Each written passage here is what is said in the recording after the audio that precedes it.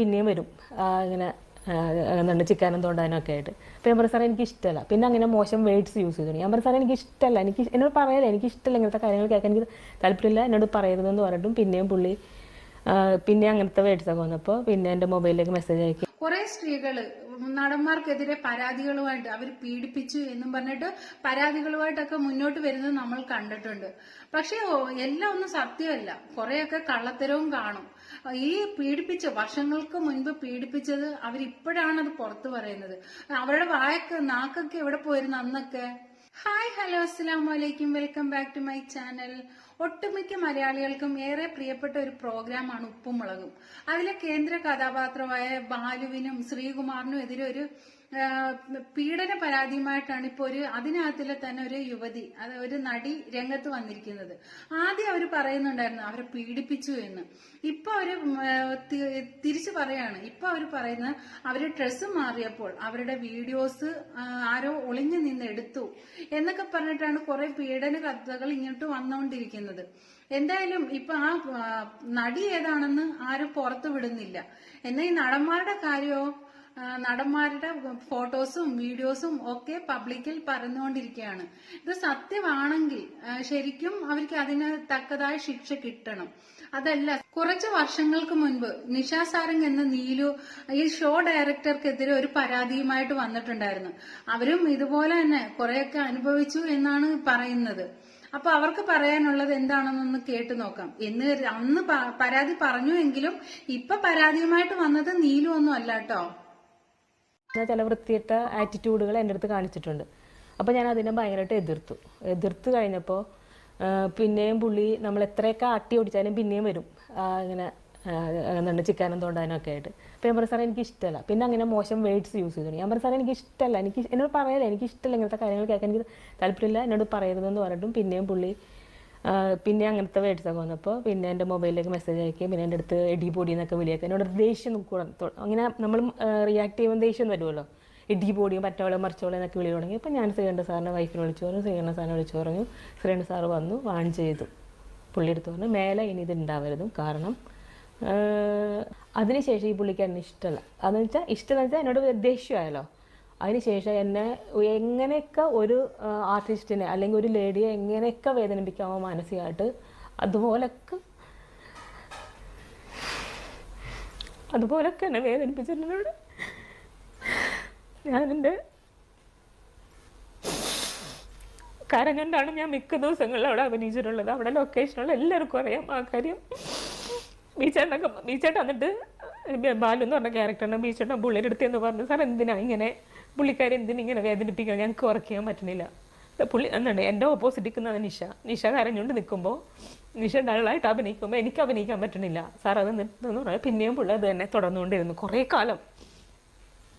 ഞാനപ്പോൾ എന്നോട് ശ്രീകണ്ഠ സാറിനടുത്ത് പറയാൻ പറഞ്ഞു. ഞാൻ ശ്രീകണ്ഠ സാറിനടുത്ത് പറഞ്ഞു. ശ്രീകണ്ഠ സാർ ഒന്ന് വാൺ ചെയ്തു, എന്നിട്ടും മാറ്റമൊന്നും ഉണ്ടായിരുന്നില്ല. എന്നിട്ടും പുള്ളി അങ്ങനെ തന്നെ, ആരെയും പേടിയില്ലാത്ത പുള്ളി എടുത്ത് പറഞ്ഞിട്ടും പുള്ളിക്ക് മാറ്റമൊന്നും ഇല്ലാത്തത് കൊണ്ട് ഞാൻ എല്ലാവരോടും പറഞ്ഞു ഇനി കംപ്ലൈന്റ് ചെയ്യുന്നില്ല, എനിക്കൊരു കംപ്ലൈന്റും ഇല്ല, എനിക്ക് വേണ്ടി വാദിക്കാൻ ആരുമില്ല. സ്ത്രീകളെല്ലാം ഒറ്റപ്പെട്ടു പോകുന്നു. അപ്പോൾ ഞാൻ പറഞ്ഞു കുഴപ്പമില്ല, ഞാൻ എങ്ങനെ നിന്ന് അഭിനയിക്കും, കാരണം എൻ്റെ മോളുടെ കല്യാണം നടത്തണമല്ലോ. ഈ പുള്ളി വേറെ ആൾക്കാരെയൊക്കെ കൊണ്ട് എന്നെ എങ്ങനെയൊക്കെ നാറ്റിക്കോ, മീഡിയയിൽ ഞാൻ ശ്രദ്ധിക്കപ്പെടുന്നു കണ്ടപ്പോൾ പുള്ളി എന്ത് ചെയ്തു, ഞാൻ നിയമപരമായിട്ട് മാരേജ് ചെയ്തൊരു പെണ്ണാണ്, എൻ്റെ അമ്മയും മക്കളും ഒക്കെ ഇവിടെ ഉണ്ട്, അവരോട് ചോദിച്ചു നോക്കുക എൻ്റെ മുറച്ചെറുക്കനെ എന്നെ മാരേജ് ചെയ്തിരിക്കണേ, എന്നെ നാറ്റിക്കുക എന്നുള്ളതാണ്. പിന്നെ പുള്ളി വേറൊരു സ്ത്രീയായിട്ട് കൂട്ടുപിടിച്ചിട്ട് എന്നെ മീഡിയയിൽ ഞാൻ ലിവിങ് ടുഗദറാണെന്നും പറഞ്ഞ് വെറുതെ ഒരു കഥ ഉണ്ടാക്കി ആരെയൊക്കെ കൊണ്ട് മഞ്ഞപ്പത്രത്തിലേക്ക് ഇടിയിച്ചു. എന്നോട് ആരും വിളിച്ച് ചോദിച്ചില്ല, എൻ്റെ കുടുംബത്തിലുള്ളവരോ നാട്ടുകാരോ വീട്ടുകാരോ വിളിച്ച് ചോദിച്ചില്ല, കാരണം ഞാൻ ലീഗലി മാരീഡ് ആണെന്നും എല്ലാവർക്കും അറിയാം, എൻ്റെ മുറച്ചെറുക്കനെ എന്നെ മാരേജ് ചെയ്തിരിക്കുന്നത് അറിയാവുന്നതുകൊണ്ട് അങ്ങനെ ഒരു സങ്കടം ഉണ്ടായില്ല. പക്ഷേ ഒരു നാണക്കേട് വെറുതെ വന്നു, കാരണം ഈ ഇൻഡസ്ട്രിയിലുള്ള ആൾക്കാർക്ക് അറിയില്ലല്ലോ ഞാൻ എങ്ങനെ മാരേജ് ചെയ്തതാണെന്നും ഒന്നും അവർക്കറിയില്ല. അപ്പോൾ ഞാൻ ലീഗലി മാരീഡ് ആണെന്ന് ഉറപ്പുള്ള എൻ്റെ വീട്ടുകാരും നാട്ടുകാരും ഉള്ളിടത്തോളം കാലം എനിക്ക് വിഷമിക്കേണ്ട കാര്യമില്ല. പിന്നെ എൻ്റെ ഹസ്ബൻഡിനും അറിയാമല്ലോ അങ്ങനെയല്ല. അപ്പോൾ അതുകൊണ്ട് അപ്പോഴവർ പറയണം ഈ മീഡിയയിൽ പറഞ്ഞേക്കാം അപ്പോൾ വെറുതെ ആണല്ലേ എന്നുള്ളത് പറഞ്ഞു തുടങ്ങി. അപ്പോൾ ഈ പുള്ളി എന്നിട്ട് അത് പറഞ്ഞ് എന്നെ അവിടെ നാണം കേട്ടിട്ടുണ്ട്, ലിവിങ് ടുഗദർ അവിടെ ഇരുന്ന് പറയും. എന്നിട്ട് ഇത് വന്നിട്ട് പുള്ളി അവിടെ നിന്ന് പറയും ലിവിങ് ടുഗദർ ആണെങ്കിൽ എന്ത് സുഖമാണെന്നൊക്കെ ഇരുന്ന് പറയും, കാരണം ഞാൻ വേദനിക്കാൻ വേണ്ടിയിട്ട്. അപ്പോഴും ഞാൻ ക്ഷമിച്ചു, കാരണം പോട്ടെ, കാരണം അയാളുടെ വിവരക്കേട് കൊണ്ടാണല്ലോ അയാളത് പറയാനേ. നല്ലൊരു കലാകാരനാണെങ്കിൽ ഒരിക്കലും ഒരു കലാകാരനെ അല്ലെങ്കിൽ കലാകാരിയെ വേദനിപ്പിക്കില്ല. ജോലി ദൈവം തന്നതാണ്, നമ്മളെ തൊഴിൽ ദൈവം തന്നതാണ്. അത് നമ്മൾ നന്നായിട്ട് കീപ്പ് ചെയ്യാൻ നമുക്ക് ഭാഗ്യം വേണമെങ്കിൽ നമുക്ക് ദൈവാനുഗ്രഹം വേണം. അപ്പോൾ പുള്ളി ചിലപ്പോൾ സ്വയം അങ്ങ് ഇതാവാതിരിക്കാന്ന് വെച്ചാൽ ഞാൻ പിന്നെ ക്ഷമിക്കും. കാരണം എനിക്ക് വലുത് എൻ്റെ മോളുടെ കല്യാണം നടത്തുക എന്നുള്ളതാണ്. കല്യാണം ഉറപ്പിച്ചു കഴിഞ്ഞു. അപ്പോൾ അതുകൊണ്ട് ഞാൻ ബീച്ചറിനോടും എല്ലാവരോടും പറഞ്ഞു, അവിടെയുള്ള എല്ലാവരോടും ഞാൻ പറഞ്ഞ ഒറ്റ കാര്യമുള്ളൂ, ഇല്ല ഞാനിനി ആരോടും കംപ്ലൈൻറ്റും ചെയ്തില്ല. കംപ്ലൈൻറ്റ് ചെയ്തിട്ട് കാര്യമില്ല. പുള്ളി ഇത് തന്നെ വീണ്ടും കാണിക്കുള്ളൂ. ഞാൻ എൻ്റെ മോളുടെ കല്യാണം എങ്ങനെയും നടത്തട്ടെ, എനിക്കിവിടെ നിന്ന് പൈസ ഇട്ടിട്ട് വേണം ബാക്കി കാര്യങ്ങളൊക്കെ നടത്താൻ. അതുകൊണ്ട് കല്യാണം നടത്തട്ടെ എന്നും പറഞ്ഞ് ഞാൻ കല്യാണം കഴിയുന്നിടം വരെ പിടിച്ചു നിന്നു. കല്യാണം കഴിഞ്ഞിട്ടും ഇതൊക്കെ തന്നെയായിരുന്നു അവസ്ഥ. പിന്നെ ഇടയ്ക്ക് വെച്ചിട്ട് പുള്ളിക്ക് എവിടെയോ ഭൂതോദയം ഉണ്ടായിട്ട് അതിനകത്ത് നിന്ന് ഒരാൾ പുള്ളിയെ ചതിച്ചു ഭയങ്കരമായിട്ട്. അതിനകത്ത് ഉണ്ടായിരുന്ന ഒരാൾ പുള്ളിയെ ഭയങ്കരമായിട്ട് ചതിച്ചു. അപ്പോഴാണ് എൻ്റെ വില മനസ്സിലായത്. ഞാൻ ഇത്രയൊക്കെ പുള്ളി എന്നോട് കാണിച്ചിട്ട് ഞാൻ പുള്ളിക്കെതിരെ ഒരു വാക്കുപോലും പറഞ്ഞിട്ടില്ല ആരെടുത്തും. അപ്പോഴാണ് എൻ്റെ വില മനസ്സിലായത്. അപ്പോൾ പിന്നെ എൻ്റെ അടുത്ത് കുറച്ചാൾ വലിയ എന്നാലും ഉള്ളിൽ ആ പക കിടക്കുന്നുണ്ട്. പണ്ടത്തെ കഥ, അതായത് നമ്മളടുത്ത് നമ്മളോടുള്ള ഒരു ഇതുണ്ടല്ലോ, ഒരു കണ്ണ്. ഇപ്പോൾ ഒരു വൃത്തിയിട്ട പുരുഷൻ ഒരു സ്ത്രീയോടെ ഉണ്ടാകുന്ന ആ കണ്ണിൻ്റെ പക കിടപ്പുണ്ടായിരുന്നു. അപ്പോൾ എപ്പോഴും ഇടയ്ക്കൊക്കെ എന്നെ വേദനിപ്പിക്കാൻ കിട്ടുന്ന അവസരങ്ങളിലൊക്കെ എന്നെ വാക്കുകൊണ്ട് ഒരുപാട് വേദനിപ്പിക്കുന്നുണ്ട്. പിന്നെ ഞാൻ വിചാരിച്ചു കഴിഞ്ഞപ്പോൾ മോളുടെ പ്രസവം കഴിഞ്ഞ് അവളുടെ എനിക്ക് കുറച്ച് കടം ഉണ്ടായിരുന്നു. അപ്പോൾ ആ കടം വീട്ടണം. പിന്നെ അപ്പോഴത്തേക്ക് അവൾ പ്രഗ്നൻ്റ് ആയി. അപ്പോൾ അതിൻ്റെ പ്രസവത്തിൻ്റെ ആവശ്യങ്ങൾ ക്യാഷ് വേണം, അത് കഴിഞ്ഞിട്ടുള്ള ആവശ്യങ്ങൾ ക്യാഷ് വേണം. കുട്ടിക്ക് ഏകദേശം ഒരു 4 ലക്ഷം രൂപയോളം ഹോസ്പിറ്റലായി എൻ്റെ മോളുടെ കുട്ടിക്ക്. അപ്പോൾ ഇതിനെല്ലാം ഞാൻ ജോലി ചെയ്താലല്ലേ പറ്റുള്ളൂ. അപ്പോൾ അതുകൊണ്ട് ഞാൻ ഇതെല്ലാം ക്ഷമിച്ച് ഇവിടം വരെ എത്തി. അപ്പോൾ എനിക്കിങ്ങനെ ഒരു അവാർഡ് ഉണ്ടെന്ന് പറഞ്ഞപ്പോൾ ഞാൻ അതിൽ നിന്ന് ലീവ് എടുക്കാതിരുന്നത് പോലും എന്താണ് ഇവരോടുള്ള ആത്മാർത്ഥത കൊണ്ടാണ്. എനിക്ക് ചാനലിനോടുള്ള ആത്മാർത്ഥത കൊണ്ട് മാത്രമാണ് ഞാൻ ലീവ് എടുക്കാണ്ടിരുന്നത്. കാരണം എന്നിട്ടും എന്നെ ഒരുപാട് വഴക്കൊക്കെ എല്ലാവരും പറഞ്ഞിട്ടുണ്ട്. പക്ഷേ ഞാനിപ്പോൾ ക്ഷമിച്ചതല്ല, എനിക്ക് എൻ്റെ കുടുംബം നോക്കാൻ വേണ്ടി മാത്രം.